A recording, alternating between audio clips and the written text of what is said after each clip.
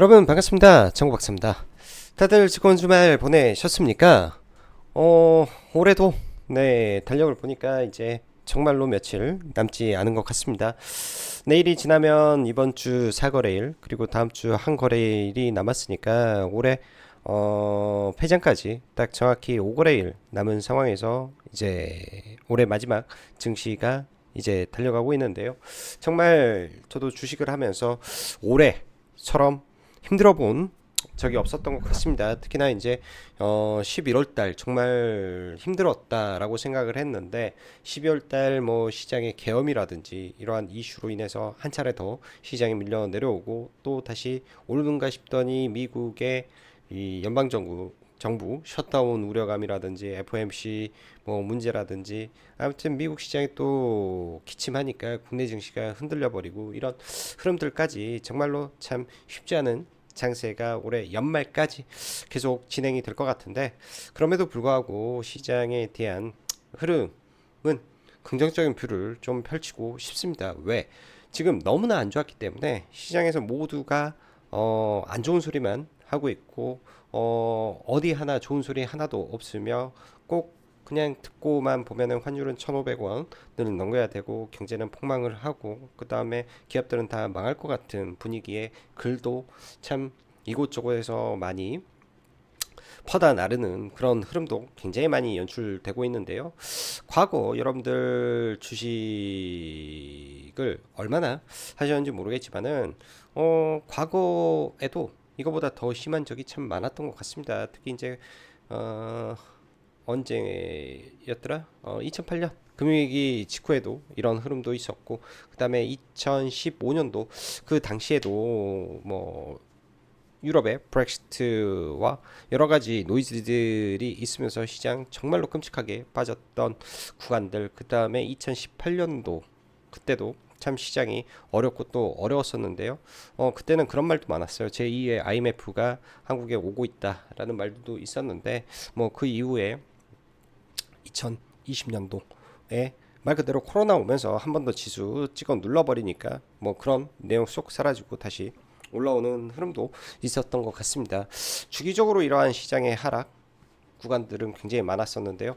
2018년도에도 굉장히 고통스럽고 19년도에도 또 지금 2024년도 제가 느끼는 체감은 굉장히 그 이상의 시장의 흐름과 고통이었는데 꼭 지나고 보면 그 다음 해 그러니까 시장이 너무 안 좋았던 이 해를 지나고 나면 또 그 다음 해는 이 시장의 하락 그 이상의 또 반등이 많았던 적이 많기 때문에 여러분들 연말까지 해서 가지고 있던 종목군들 다 던져버리고 그렇게 하기보다는 비중을 확대는 못할지언정 어느 정도 의미 있는 종목군들은 조금씩 분할 매수로 대응을 하고 트레이딩으로 본다면 시장 대비 강한 종목이 어딘지 강한 섹터가 뭔지를 보면서 단기적 접근은 충분히 가능하다. 왜? 시장은 그래도 살아있기 때문에 라는 말씀 좀 드리고 싶습니다.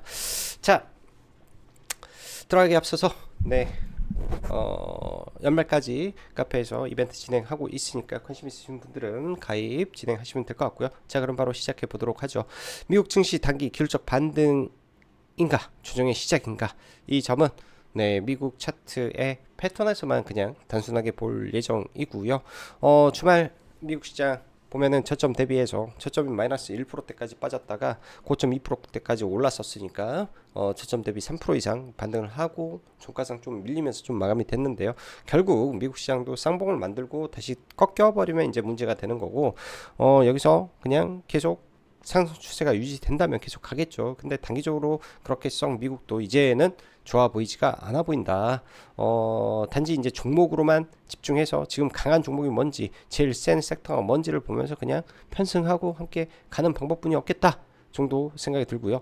한국 시장은 단기적으로 계속 좋았던 섹터는 조선을 제외하면은 소수의 이 몇몇 종목 안 되죠. 정말 뭐 파마 리서치라든지 VT라든지 최근에 또 한참 잘 나가던 루닛이 있었는데 대주주 매도 이슈와 함께 급락을 해버리면서 이제 AI 섹터까지 찍어 눌러버렸기 때문에 빠른 순환매가 펼쳐지는 과정 속 미국의 주도주와 함께 움직이는 종목군들을 제외하면 거의 시장에 별 볼 일 없는 종목군들이 너무 많이 움직이고 있습니다. 그렇기 때문에 섣불리 종목을 보기보다는 시장에서 강한 종목군들에 대한 단기 뭐 3일선이라든지 5일선이 꺾이지 않는 종목 안에서만 매매를 진행을 해야 될 것이고요. 그게 이제 정시 테마주건, 예?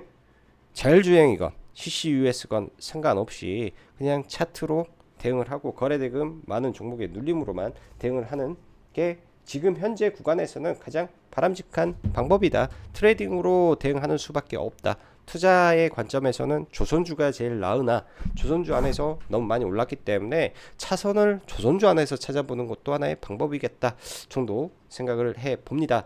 자, 간밤 미국 시장 보면은 뭐 마이너스권에서 출발을 했던 시장이 장중 많이 올랐다가 중간상 좀 밀렸는데요. 사실 우리나라가 이제 금요일 날 장 마감하고 6시 때 대부분의 종목군들이 시간에 큰 폭의 하락을 좀 보였던 것은 나스닥 스물이 거의 1% 하락을 보이고 있었기 때문에 그러한 우려감, 즉 연방정부 셧다운에 대한 우려감이 시장에 반영이 되면서 국내 증시 시간의 종목군들이 다수 빠져서 마감이 됐는데요. 이런 부분들은 미국 증시가 반등을 했기 때문에 국내 증시도 아마 반등 출발을 할 걸로 예상을 해 볼 수 있습니다. 문제는 그 이후에 쭉쭉 뻗어 나갈 수 있냐 없냐는 단기적으로 환율도 있고 수급에 대한 문제도 있기 때문에 확답을 드리기는 어렵습니다. 그렇기 때문에 일반 종목군들은 그냥 조선 섹터가 좀 좋구나, 시장에 수급이 들어오냐 안 들어오냐 이 부분만 체크를 하면서 여러분들 장중에 대응을 하시면 되고, 일반적인 업종과 일반적인 종목군들은 지금은 뭐 활발하게 매매가 잘 이루어지지 않고 있기 때문에 대응할 필요는 없을 것 같고요. 물려 있더라도 그냥 가만히 있으면서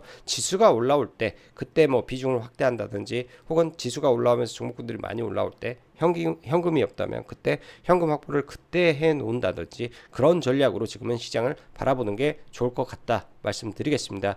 미국 시장 보면 뭐 테슬라는 지금 한 3거래일 정도 조정을 받고 있지만 팔란티어는 신고가를 좀 달성을 하면서 급락했던 양자와 AI 섹터가 가장 뜨거운 상승을 좀 보였고요. 애플이 3조 8천억 근처에 올라오면서 다시 신고가를 향해 가고 있는 흐름 속에서 그냥 브로드컴, 엔비디아, 애플 뭐 이 정도 수준에서 그냥 갔구나 정도 해석을 해봐야 될 것 같습니다. 낙폭에 의한 균적 반등이었다 미국 시장, 이렇게 보고요. 금요일날 국내 시장 보면 처참했죠. 미국 시장 아침에 여기까지 떨어질 때 시작하면서 1000억 매도 나오더니 그 이후에 꾸준히 매도가 나오면서 지수는 빠졌고, 특히 코스닥이 더 안 좋은 흐름 속에서 마감이 되면서 코스닥의 낙폭을 키워놓은 상태였고, 코스피 같은 경우에는 장 막판에 이 선물 매수가 조금 들어오면서 끄집어 올라줬는데요. 그나마 연기금이 코스피는 계속 사고 있습니다. 연기금의 수급에 의해서 코스피는 그냥 균적 반등 정도 해줬구나, 그러나 전체적으로는 그렇게 녹록지는 않았구나 라고 그냥 단순하게 해석을 해야 될 것 같고, 다행인 것은 환율이 지금 1448원인데요. 여기 환율에는 1444원까지 달러 인덱스가 조금 미국에서 꺾였기 때문에 이런 부분들이 월요일날 달러 약세로 전환이 되는지 여부는 좀 지켜봐야 될 것 같습니다. 그런 점이 최근에 이 심리적으로나 지수의 수급적으로나 굉장히 좀 민감하게 적응을 하고 있기 때문이죠. 자, 미국 증시 FOMC 이후 연방정부 셧다운 이기에 하락하던 시장이 금요일 PC 호조, 바이든 트럼프 제안 제외 예산안 통과와 함께 셧다운을 피하며 단기 낙폭에 대한 반등이 시전되었고, 단기 윗구간에선 저항도 작용하기 때문에 다음 주 흐름은 어떻게 갈지 예측하기 어렵습니다. 그냥 단순하게 어떤 쪽이 그나마 시장 대비 강했는지만 체크하고 갈 생각입니다. 자, 미국 시장 뭐 차트를 보면요, 나스닥 지수는 흔히 말하는 45일 구간 그리고 돌파를 했던 지지 구간에서 그냥 기술적으로 반등을 했는데, 위에 보면 5일선 11선에 대한 저항 구간에서 정확히 저항을 받고 떨어졌고, 이 구간도 지지를 하면서 올라왔던 하나의 갭 구간이죠. 그래서 어찌 보면은 이 갭에서 저항을 맞았는데, 이 갭을 외우고 이렇게 추세를 전환하려면 항상 똑같은 게 뭐냐면 5일선 타야 돼요. 5일선 타지 못하면 올라왔다가 맞고 다시 떨어질 수 있다. 아직까지는 큰 틀에서 미국 시장은 상승 추세가 훼손되거나 이러지는 않았는데, 이렇게 올라가던 추세를 깨고 이탈하고 맞고 떨어질 때가 진짜 무서운 거겠죠. 아직까지는 그렇게 되지는 않았으니 미국은 상승 추세 안에 있구나 정도로만 시장을 좀 바라봐야 될 것 같습니다. 답이 없죠. 이렇게 보면. 자, 코스닥의 기준에서 코스닥의 기준에서 크게 이 추세가 있는데 여기서는 맞고 떨어졌고요. 단기적인 추세는 돌파를 한 상태에서 올라왔죠. 그러면은 이 단기적인 추세 구간에서 여기 의미 있는 구간은 지지가 안 되고 떨어져 있는 상태인데, 이때 급락했던 구간에 만들어진 갭 자리들 시장에서 지지를 해 줄지 정도 파악을 해 봐야 될 것 같고요. 떨어져도 이 하락하던 추세를 일단은 강하게 올라타 놓은 상태니까 하락이 깊을지 얕을지 그거는 모르겠지만은 이렇게 갔다가 다시 올라오면서 결국은 이 추세를 돌파하면 그때부터 시세가 나올 가능성이 있다라고 저는 판단을 하고 시장을 바라볼 계획입니다. 단기간에 또 많이 오른 상태에서 이 상승의 절반을 지금 훼손을 하고 좀 내려오는데요. 이 구간들에서 지지가 나오는지 일단 봐야 될 것 같고, 당연히 미국 시장이 올랐기 때문에 좀 올라가겠죠. 시장은 약간 선물 차트로 보면 시가 저가 만들고 일단 코스피가 야간 선물에서는 일단은 올라와 주면서 지난번에 저가 구간의 갭을 메우고 일단은 반등을 해 줬습니다. 그렇게 되면 일단은 코스피도 아침에 상승 출발할 건데 얼마만큼 수급이 이어지냐, 이게 참 근데 어려운 것 같습니다. 정말로 어려운 것 같아요. 이거는 어려운 것 같다 생각이 듭니다. 지금 뭐 삼성전자, SK 하이닉스 전부 볼 거 없고 HD 현대중공업부터 하나하나 보면요, 상승 추세 그대로 유지된 상태에서 매우 강한데요. 매우 강한데 보면 11선 타고 가고 있기 때문에 대형주는 11선 깨지기 전까지 가고 있구나. 현대, 미포, 조선도 11선 타고 그냥 가고 있구나. HD, 한국조선해양은 그거보단 좀 약한데 여전히 11선을 타고 가고 있구나. 그리고 금요일날 HD, 현대, 마린, 솔루션이 단기 박스권을 돌파를 했는데, 얘가 이 상장 이후에 이렇게 만들어졌던 박스권이죠. 이 구간을 돌파를 했으니 이 하단에서 지지가 나오면서 다시 올라갈 수도 있겠다 정도 생각을 하면서 단기 눌림 포인트 한번 봐볼 수 있을 것 같습니다. 15만 6천원 구간 생각을 하고 좀 봐볼 것 같고요. 15만 6천원 생각을 하고 봐볼 것 같고요. 얘도 명확하게 보면 3일선을 절대 지금 올라오는 과정 속에서 이탈을 안 시키고 지금 올라오고 있을 정도로 강하죠. 중간에 시장의 악재에 의해서 5일선까지 떨어지면 이런 자리가 다 매수 존이겠죠. 지금은 이격이 벌어졌다. 3일선과 5일선의 이격이 벌어졌기 때문에 이격을 메꾸는 과정 속에서 3일선 눌림, 5일선 눌림 정도 해서 일단은 봐볼 수 있겠다 생각이 듭니다. 왜? 박스권을 돌파했으니까. 자, 그리고 현대 마린 엔진도 굉장히 강한데요. 강하게 올라오다가 단기간에 너무 빠르다, 저항이다 싶으면은 눌림이 나오겠죠. 이런 눌림에서 지지받고 다시 올라가는지, 그러면은 여기서 박스권 돌파 이후에 커비드 핸들로 돌파를 시켜야 그거는 확실한 돌파가 되는 겁니다. 자, 그리고 한화오션은 시장 대비 제일 강했던 종목 중에 하나였죠. 단기적으로요.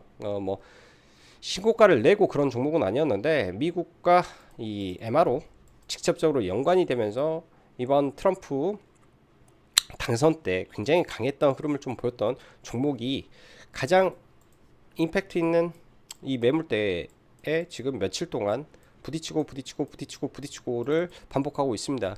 사실 금요일날 지수만 좀 좋았으면 제가 볼 때는 돌파도 가능해 보였던 구간으로 저는 개인적으로 생각을 했는데, 이 아무래도 지수가 안 좋다 보니까 돌파를 좀 못했는데요.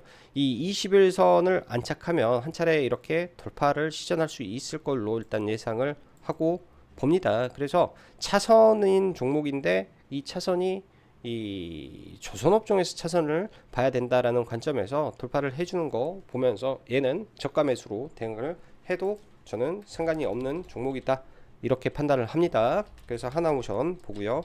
태광, 성광밴드가 제일 먼저 피팅으로 강하게 올라오면서 지금 계속 상승 추세를 유지하고 있는데, 태광도 성광밴드 못지않은 영업이익과 실적을 내고 있는 피팅 회사죠.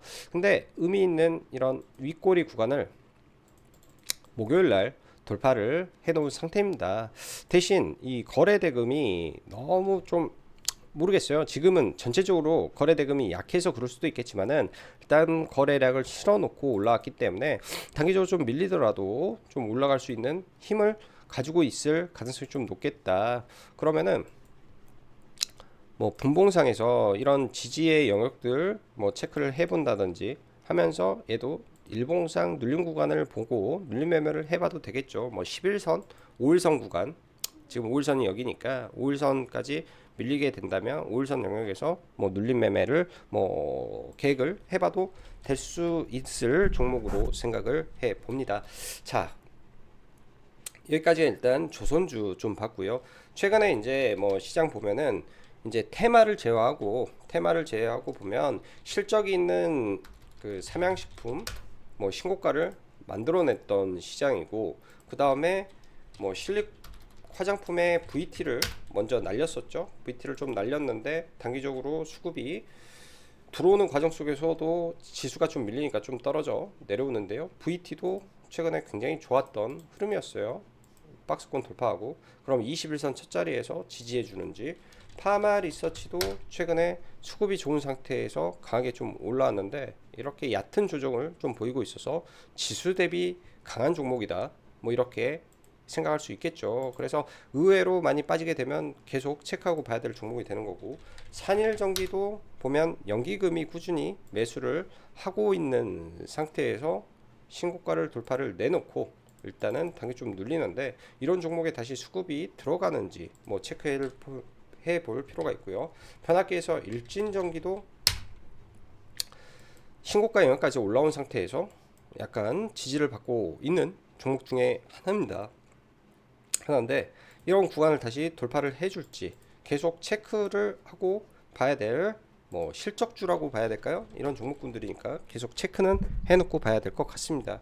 금요일날 시장이 안 좋았고 약했던 이유는 다른 게 아니라 알테오젠, 특히 제약바이오가 최근에 안 좋은 가운데 알테오젠이 또 다시 한번 이러한 저점을 이탈하면서 마감이 되다 보니까 심리적으로 시장 자체가 좀 무너져 버리는 것 같은데요.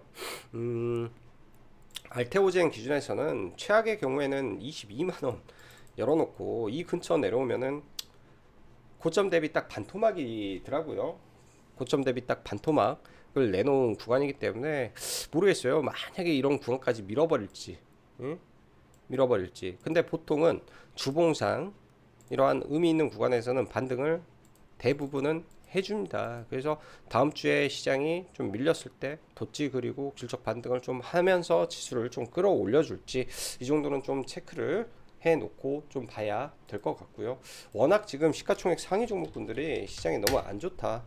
에코프로 BM도 저가 경신하고 계속 밀려버리고, 월봉 기준에서 보면은 과거 강하게 시세를 내놓고 이 첫 자리 이 박스권을 돌파하는 이 구간까지 밀어버렸기 때문에 고점 대비해서 5분의 1 토막이 지금 나버린 거죠. 고점 대비 마이너스 80% 되어 있는 상태이기 때문에 이런 점들이 지금 시장에 수급적으로 지수를 끌어올리기에 너무 제한적인 흐름인 것 같습니다. 그래서 사실은 시총 상위에 대한 기대를 많이 할 수 없는 시장의 모습이고요.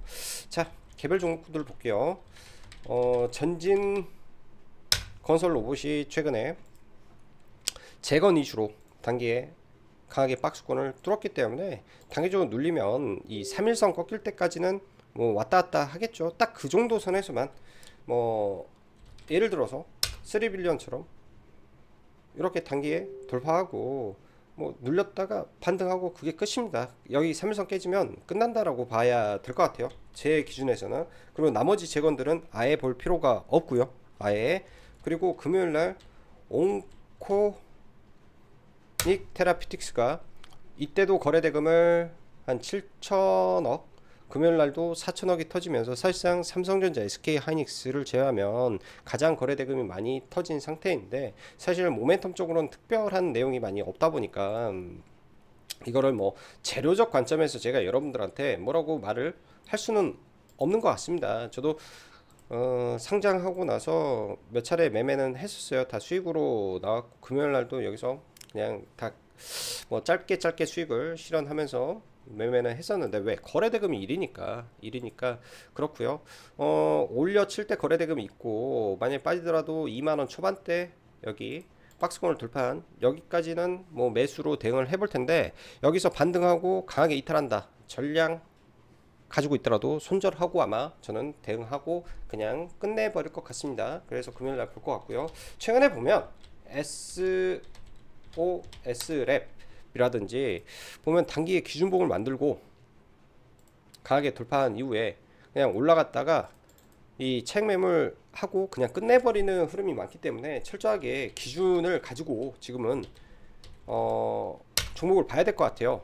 종목을 에어레인 아무리 좋은 부분이어도 아침에 이렇게 올려놓고 거래가 터지면서 빠졌다, 반등에 실패한다, 그러면은 죽어버리기 때문에 종목군들이 이런 점은 철저하게 여러분들 신경을 써서 봐야 될 것 같습니다. 에어레인은 나중에 이제 또 다시 올라가는지는 좀 보긴 할 건데 추세를 지키는지 안 지키는지, 왜 지금은 투심이 그렇게 좋은 시장이 아니기 때문에 그런 점을 계속 신경 써서 좀 종목군들의 대응을 해야 될 것 같고요. 양자 쪽은 최근에 엑스게이트가 대장주로 올라오다가 투자 경고가 걸리다 보니까 조금 많이 밀렸는데요. 좀 많이 밀렸는데 신고가를 돌파한 구간이 이 자리죠. 여기까지 빠지는지 일단은 좀 보고 11선에서 지지가 어떻게 나오는지 일단 체크만 해도 올 것 같고요. 그 밖에 이 현상을 보냈던 게 한국 첨단 소재를 상한가를 두 방을 보냈기 때문에 굉장히 강하게 올라온 종목이면 맞습니다. 그래서 사실 금요일날 저도 이 종목을 뭐 여러 차례 매매를 좀 했던 종목인데요. 매매 많이 했죠. 그래서 여기서 들어가서 뭐 단기적으로 이게 뭐 상한가 밑에다 걸어놨더니 체결돼서 여기서 여기까지 올라온 게 10, 한 5% 정도 돼서 뭐 잘 수익 실현하고 마무리 지었고, 여기서 들어가서 팔고 눌려서 그냥 다 팔고 좀 나왔는데, 이 종목은 시가총액이 낮기 때문에 변동성이 좀 크지 않겠냐 생각은 하고 보고 있고요. 5일선 눌림이 나올지, 이 하늘색의 5일선이니까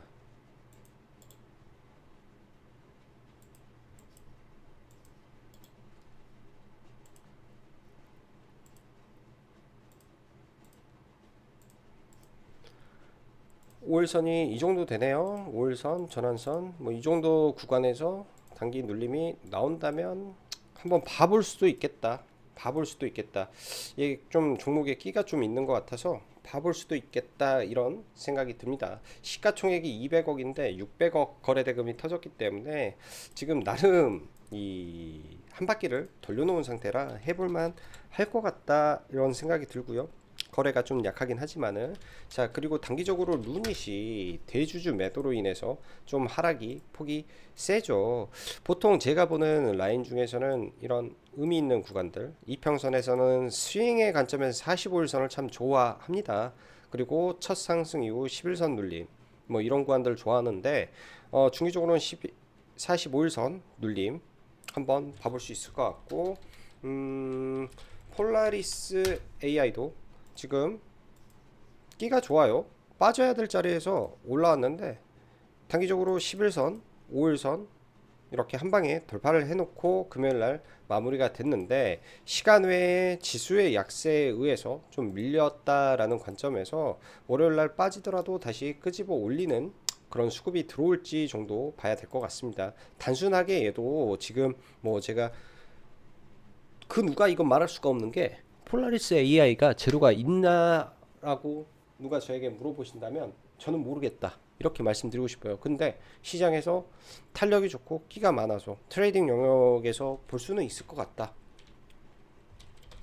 이렇게 말씀드리고 싶고, 이스트 소프트도 마찬가지로 지금 연말에 지금 이런 종목군들이 빠지는데, 이 빠지는 과정 속에 우리가 잊고 있는 게 뭐냐면 CES 25가 진행이 된다. 그럼 만약에 밀렸을 때 이 구간에서는 안 보더라도 최대한 2만원 아래권에 60일, 45일 이평선 근처까지 기다렸다가 이런 자리에서 일단은 대응을 해보는 전략도 괜찮을 수 있으니까, 이런 종목군들은 많이 밀리면 하단에서 조금 매수를 대기하고 한번 계획을 잡고 봐보면 좋지 않겠냐, 이런 생각이 듭니다. 그리고 제약바이오들 많이 밀렸는데요. 그 안에서도 SK바이오팜은 특히 이 엑스코프레의 이 매출 성장률이 굉장히 좋은 종목입니다. 지금 모두가 다 떨어지는데 이런 종목은 떨어졌을 때 비중을 늘려놔도 저는 무방할 SK바이오팜이라고 좀 보여지고요. 자, 그리고 뭐 브로드컴 관련해서 뭐 여러 가지 종목군들 좀 있는데요. 이런 종목군들은 뭐 나중에 또 한번 기회 되면 언급하면 좋을 것 같습니다. 자, 어려운 시장입니다. 어려운 시장인데 이럴 때일수록 시장 대비 강한 종목 안에서 어찌됐든 대응을 하려고 전략을 짜고 시장을 보면은 그냥 이 어려움 잘 극복할 수 있지 않나 생각이 들고요. 자, 다음 한 주 크리스마스도 껴있기 때문에 너무 무리하지 않은 선에서 시장 대응하시면서 이 연말 잘 마무리하셨으면 좋겠습니다. 자, 오늘도 영상 시청해 주셔서 감사하고 여기까지 짱박사였습니다. 감사합니다.